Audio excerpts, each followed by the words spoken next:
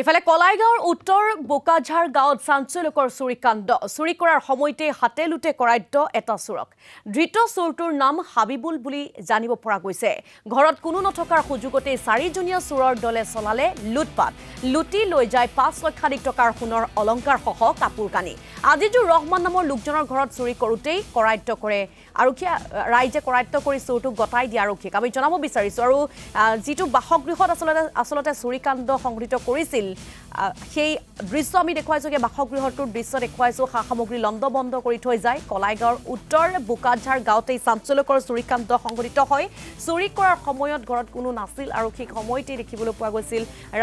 ৰাইজে আহি কৰায়ত্ব কৰে আৰু ৰাইজে কৰায়ত্ব কৰি আৰক্ষীক গতাই দিয়ে ধৃত চোৰটোৰ নাম আমি জানিব পাৰিছো হাবিবুল বুলি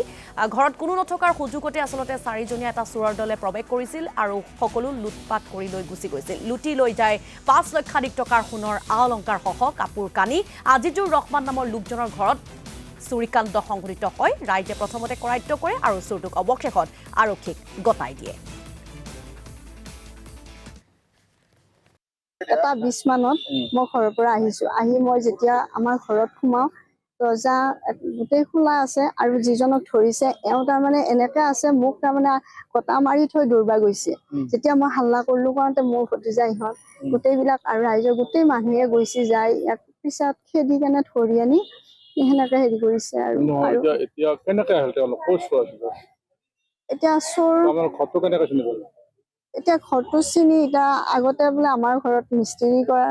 কিবা হেৰি আছিল সেনেকে অকমান কৈ আছে আৰু এনে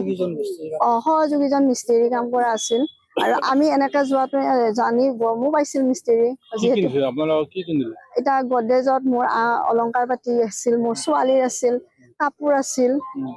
এই পাটৰ কাপোৰ বা ছোৱালীৰ কাপোৰ এনেকে যিখিনি কাঁহ পিতলৰ সমস্ত বস্তুৱে লৈ গৈছে আৰু ছাৰহঁত গৈ কেনে গোটেই চাইছি